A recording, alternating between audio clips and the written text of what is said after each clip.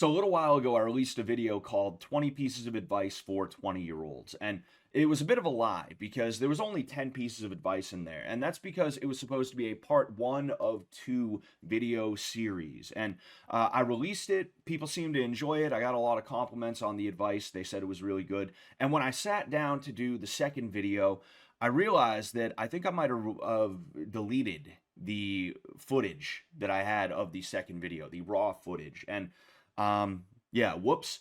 So because of that, I'm going to go ahead and I'm going to re-record that, but I'm going to probably end up just reading a lot off of the script. I'm not going to be doing too much sitting here talking to you off cuff. I will do that where it is applicable, but if I'm sitting here just like reading like that, that's why. It's because I really want to get this video out as quickly as possible, and I don't want to sit on it any longer because this is good advice that people could definitely use. And speaking of which, if you like this video, if you like the advice, definitely leave a like and also share it around because I know there's a lot of young men who could definitely use the guidance. There's a lot of guidanceless young men out there that are going to have to learn lessons the hard way, and I want to try and make it a little bit easier for those guys. But with that said, number 11 is life is complicated for those who make complications for themselves. Keep it simple and don't be an idiot, and your life won't be as stressful or hard. The extreme majority of people make problems for themselves and think it's God punishing them.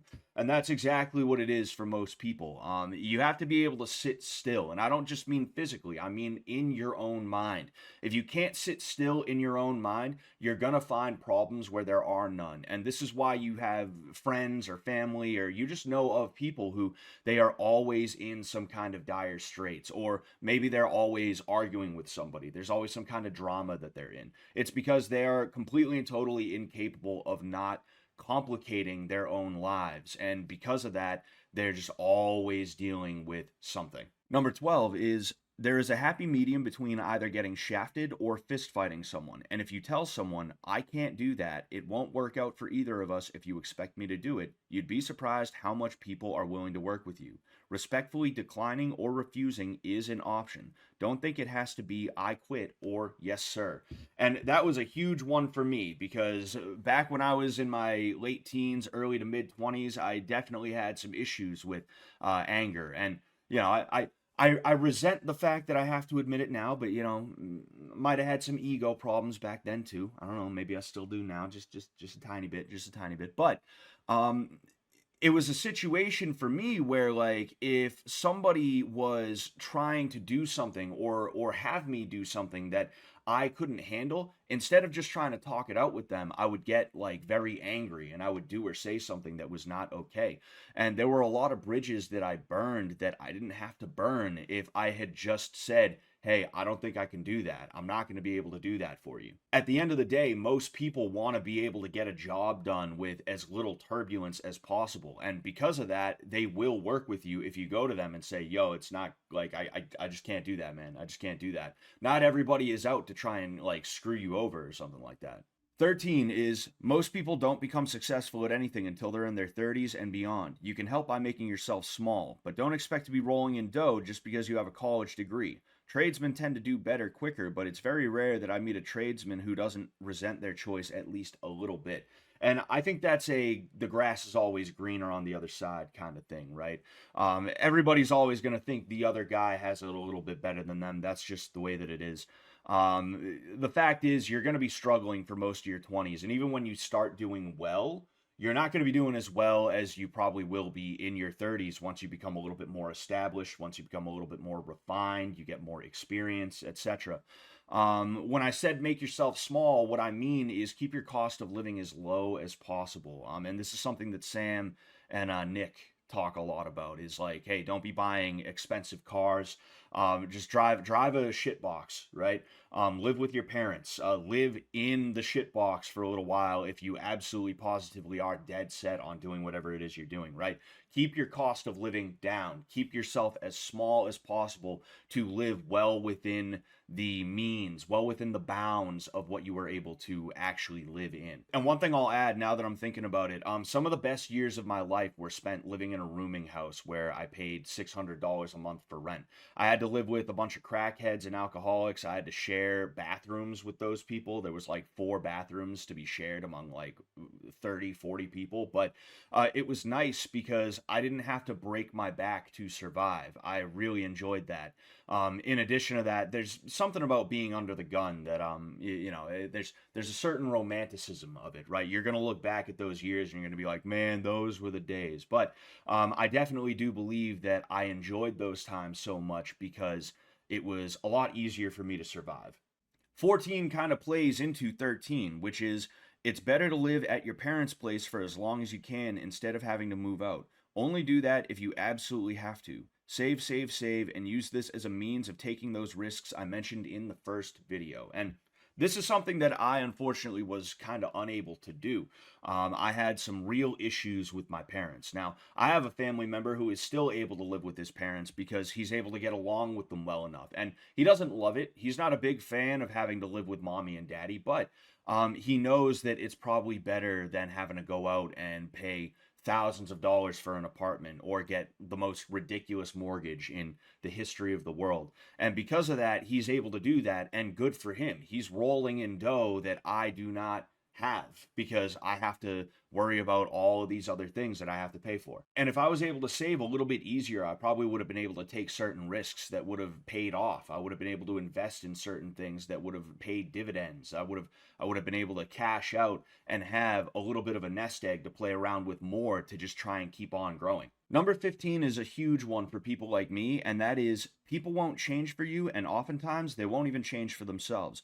A lot of the time, it's either take it or leave it with people. And that is a huge one for me because I'm going to be honest, I'm a bit of a romantic, you know? When I make a friend, I envision myself in the old folks' home with that person.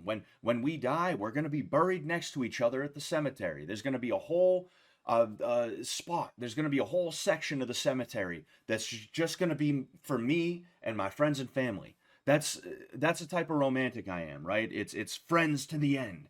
And yeah, that's nice. It's all well and good, but it can be tough because when it comes to people mistreating me, when it comes to somebody who I consider to be a friend and they're not acting the way that I feel that they should act, there was a time where I would try to correct that behavior. I would try to explain to them, or I'd get upset at them or something like that. And that's not a good way to be because at the end of the day, people are going to take care of themselves first and foremost. And that's not a bad thing. It's not a bad thing that people take care of themselves. It's actually a good thing that people take care of themselves. And because of that, they're not going to change because I want them to. Whether it's that they truly did something wrong that is screwed up and that they shouldn't have done, or if it's just my egotistical interpretation of what they should be and they're not living up to that expectation. And because of that, I am trying to like tell them, hey, you shouldn't have done that. You shouldn't treat me like this. You shouldn't treat people like this. It does not work that way. And it doesn't just go for how people treat you. It also goes for how people treat themselves. And this is why a lot of junkies are stuck in this weird cycle, is because they won't even change for themselves. They know they're in a really bad spot, but they just, for one reason or another, whether it's because they feel like they can't, or if they just don't want to, they're like Script from Bitch Tank. They just aren't going to change, and it's just a waste of time and energy to try and get them to change. It's unfortunate. 16 kind of goes hand in hand with 15, and that is nobody remembers times where they were bad to others. People forget about things as soon as possible. Don't bother trying to talk to people about stuff because they'll probably just be confused and not know what you're talking about. If someone wrongs you, either dip out or let it go enough as to where you aren't causing tension between you and them. If you confront them, they won't have a come to Jesus moment. They'll just start to hate you. And again, like I said, this kind of goes hand in hand with 15, where if you confront people about things that they are just absolutely dead set on either not changing, or they are completely and totally convinced it didn't happen, they're not going to sit there and be like, oh, well, you feel some type of way about it. I don't know. Maybe something did happen. Maybe I should reconsider the way that I do things. They're not going to do that. That's not what's going to happen. They're just going to be like, geez, what's this dude on my ass for? Dude, leave me alone, bro. Like, I don't know what you're upset about. I didn't do anything, bro. I didn't do anything wrong. What the hell is your problem, right? That's the way they're going to do things. That's the way they're going to react to that. And if you don't want people running around trying to make you out to be the bad guy when you were the one who was wrong, you should probably just silently either A, cut them off, or B, just be like, all right, whatever, bro, I'm moving on, you know? If you absolutely do have to talk to them, make sure it's not a nagging thing. Make sure you're not like coming at them in a real way, you know? Number 17 is also a really big one for people like me, and that is the world is shitty. Learn to play whatever game you have to play to get what you need. Don't actively fight against it because it's like being one of the moles in a game of whack-a-mole. The stupid shit is annoying, but study it and learn how to make it work for you, and if you can't, then do your best to avoid having to put up with it. See, if you're like me, you value honesty, you value fair treatment, you value treating people the way that you want to be treated and the way that people should be treated with a certain amount of dignity. Now, that's all well and good, but most people don't subscribe to that. Most people subscribe to, I want something, I'm going to do whatever I have to do to get it. That's just kind of the natural state of humanity. Humans are very Machiavellian by nature. That's just the truth of it. And if you are sitting there trying to fight against that constantly, it's like I said, you're one of the moles in the game of whack-a-mole. All you're doing is sticking your head out to get bopped. That's what's going to happen most of the time. And that's what happened to me most of the time when I was the one who decided I would stand up and I'd take a stand against the injustice. The injustice didn't change. I just got treated like shit and I got screwed over. And the people that I was protecting, whether it was just me or if it was like other people that I was trying to protect too, they didn't help me. They were just like, oh man, that sucks. Anyway, moving on, right? Learn how to make the system work for you. I forget who said it, but they said something like, stop trying to make the system fair, make it unfair in your advantage, right? That's really the best way that you could think of it. Don't be trying to like make everybody play by the rules that you think are fair because they're just not gonna bother, you know? And like I said, if you can't make it work for you, just try your best to avoid it altogether, all right? And this kind of goes hand in hand with number 11. If you don't like traffic court, you probably shouldn't be speeding all the time. You probably shouldn't run red lights, right? Don't make your life more complicated than it has to be if you're trying to avoid something that is going to complicate it. Number 18 is don't screw yourself over every time. Learn the difference between honesty and stupidity. And I'm going to go ahead, I'm going to tell you a story as quickly as I can. So I was working at a grocery store about 10 years ago. I was working behind the meat counter and it was Christmas Eve, okay? And somebody came in as I just got finished closing everything up and they asked for something. And I said, hey, I'm sorry, I'm about to leave. I just closed everything up. I cleaned everything. I was literally just about to walk out. So this person went and they got the manager. I don't think they got the manager to complain. I just think they thought maybe the manager would go and do it because the manager is here for longer than I am. I'm about to leave. The manager's here. Instead of the manager doing it, the manager came to me and was like, could you just do it? Please just do it. I got upset. I started swearing. I was like, this fucking bullshit, dude. Fuck this shit, man. I didn't do it in front of the customer. We were well out of earshot of the customer, but I was doing it to the manager. That happened and we just moved on. Nothing came of it. I never heard about it. Now, about 6 months, maybe even getting closer to a year later, I told a customer to leave. I was not rude to them. I was just telling them, hey, leave, because they were being rude to me in a way that I did not have to put up with, and I was not going to serve them. So this customer tells the manager, I get suspended. I go to have a meeting because that's the way that it works with unions is when you get suspended, you have to have a meeting with the union present between you and your manager, and you have to try and hash it out. Now, this manager was not only angry at me for me telling that customer to leave, the recent situation, he also tried to bring up the situation from almost a year ago where I got upset at another manager. I remembered what he was talking about, but I'll be honest with you, when he came to me and was like, oh, and also about a year ago, you said, I was like, what are you talking about? I don't remember that.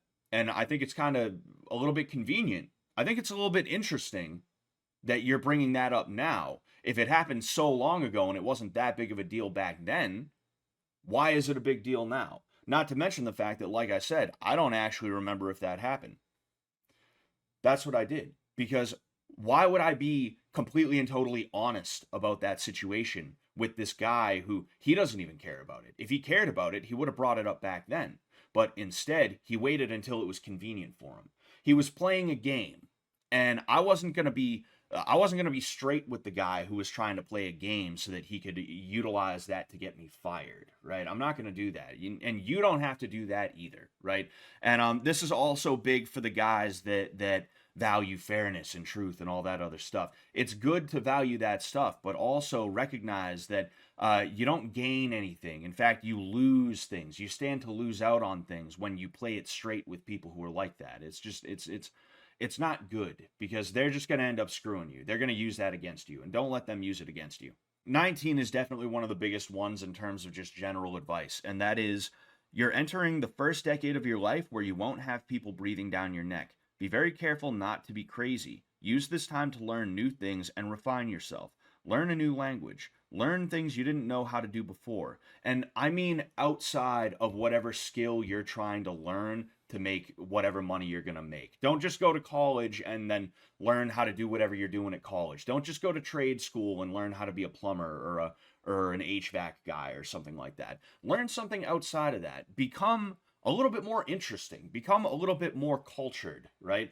It's never a bad thing to be cultured. Today we have this weird look. We have this weird outlook towards people who they are cultured, they are refined. Sure, it's not a good thing if you're trying to shove that in everybody's face. Nobody likes the guy who constantly speaks a foreign language just to flex, right? But that doesn't mean that you shouldn't know a foreign language. It doesn't mean you shouldn't know certain things. Just be careful not to be a chauvinist about it. Be careful not to be annoying. But overall, it is a very good thing to know. The last one, 20, is take care of your body with doctor's appointments and proper exercise. You'll hit 24 or 25 and your body will have aches it didn't before, and it'll only get worse. And here's the thing, right? I'm a lifelong athlete. I've been grinding my whole life. Luckily, I've never had any extremely serious injuries or anything like that. But especially considering that the sport I picked up later in life was mixed martial arts, I guess you could say I probably am a little bit tainted by that, okay? Most people, they graduate high school or college and they stop doing athletic activity in the way that we tend to do when we're a little bit younger, right? But that is an issue in and of itself. And I think for that reason, I've noticed people around the age of 24, 25, 26, maybe if you're real lucky, 27 years old, they start noticing their back's a little bit stiff, Oh man, their knees, there's a little bit of joint pain in there, It's a little strange, right? And it comes from either overworking or underworking, right?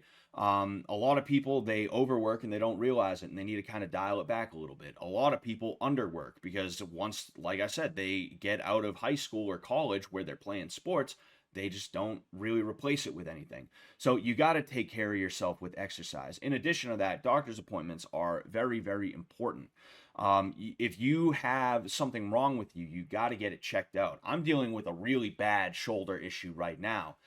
There's a lot of pain in a lot of different areas of the shoulder, the neck, even running down the arm now. And I get migraines very, very frequently. It's gotten to the point where I'm getting them multiple times a week and I have to get that checked out. And it's not fun, man. It's really not fun. You want to avoid that. And I think they say an ounce of prevention is worth a pound of cure. And that is 100% true. All right. It's better to prevent than to try and cure something, especially because the way I understand the body, once something breaks, it's never quite the same again. You never don't have knee issues when you end up screwing your knee up. Your knee issues get better, but they don't ever go away completely. And that's something that I definitely have with my knee. I had a bit of an issue with my knee about a decade ago, and it's not awful, but it hasn't quite gone away, right? So take care of yourself.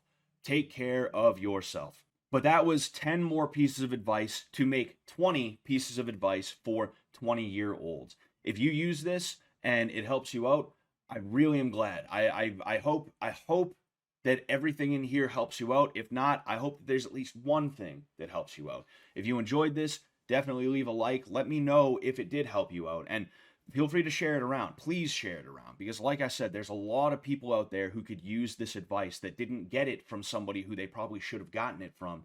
And they're going to have to learn the hard way if they don't learn from hearing it from somebody. So let's see if we can help out as many people as we possibly can. Okay.